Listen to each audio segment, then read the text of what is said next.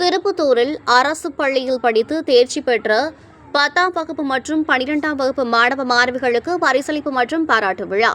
சிவகங்கை மாவட்டம் திருப்பத்தூரில் சுவரன் மாறன் பாரிவள்ளல் கல்வி அறக்கட்டளை சார்பாக 10வது ஆண்டாக மாணவ மாணவிகளுக்கு கல்வி பரிசளிப்பு விழா மற்றும் பாராட்டு விழா நடைபெற்றது. திருப்பத்தூரில் உள்ள தனியார் மகாலில் சுவரன் மாறன் பாரிவள்ளல் கல்வி அறக்கட்டளை நிறுவனர் பரமசிவம் தலைமையில் நடைபெற்ற இவ்விழாவில் 12ஆம் வகுப்பு மற்றும் 10ஆம் வகுப்பில் தேர்ச்சி பெற்ற முத்தரையர் சமூகத்தைச் சேர்ந்த 65 மாணவ மாணவிகளுக்கு ரொக்கம், கேடயம், புத்தகங்கள் சிறப்பு கல்வி பரிசுகளாக வழங்கப்பட்டு மாணவ மாணவிகள் பாராட்டப்பட்டனர். விழாவிற்கு அறக்கட்டளை துணைத் தலைவர் பாண்டிக்கண்ணன், பொருளாளர் நாகராஜன், துணை பொருளாளர் குருசாமி குமார் ஆகியோர் முன்னிலை வகித்தனர். அறக்கட்டளை நிர்வாகி சுப்பையா, அழகு ஆகியோர் வரவேற்புரை நிகழ்த்தினர்.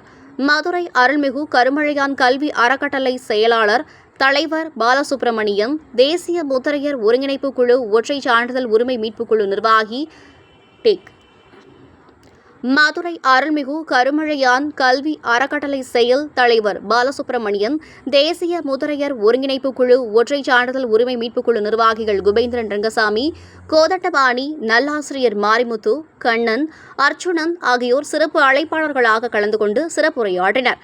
தொடர்ந்து புதூர் அரசு மாதிரி மேல்நிலைப்பள்ளி ஆசிரியரும் சிவகங்கை துரோணா IAS அகாடமியின் ஒருங்கிணைப்பாளருமான பாலகுருநாதன் 10ஆம் வகுப்பு மற்றும் 12ஆம் வகுப்பில் தேர்ச்சி பெற்ற மாணவர்கள் மேல்நிலை கல்வி தொடர்வது குறித்தும், அதன் பின்பு அரசு வேலையில் சேர்வது, தொழில் தொடங்குவது குறித்தும் விழிப்புணர்வு உரையாற்றி மாணவர்களுக்கு வழிகாட்டினார். அப்போது 10ஆம் வகுப்பிற்கு பிறகு 11ஆம் வகுப்பில்தான் பாடங்களை தேர்வு செய்யும் பொழுது இலக்குகளோடு வரையறுக்க வேண்டும்.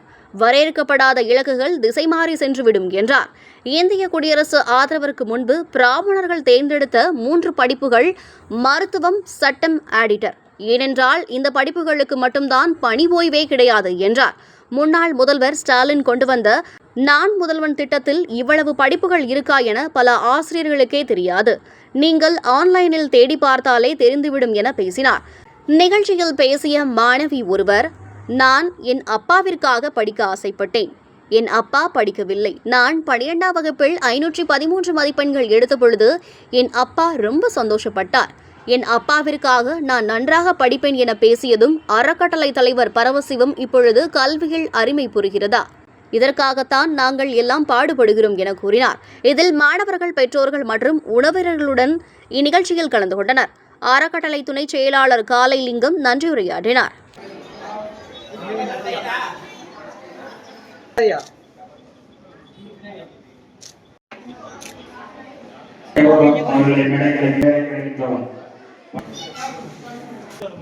நம்ம படிக்கணும்னு ஆசைப்பட்டு எங்க அப்பாவுக்காக, எங்க அப்பாவோட கஷ்டத்தை நான் சின்ன வயசுல இருந்தே பார்த்துருக்கேன்.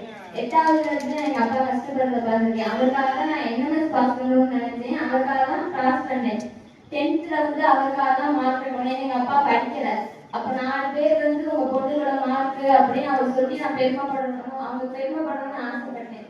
அப்போ ரிசல்ட் அன்னைக்கு எங்க அப்பா எவ்வளவு சந்தோஷப்பட்டாருன்னு நான் தெரிஞ்சுக்கிட்டேன். எங்க அம்மா போன் அடிச்சு பேசியே ஒரு மாதிரி அழுகிற மாதிரி பேசினாங்க. எல்லாரும் பாராட்டுறாங்க, நீ கஷ்டப்பட்டு படிச்சிருக்க, உன் படிப்புக்கான பலன் கிடைச்சிருக்கு அப்படின்னு சொல்லல என் அப்பா எவ்வளவு சந்தோஷப்பட்டாருன்னு நான் நினைச்சேன்.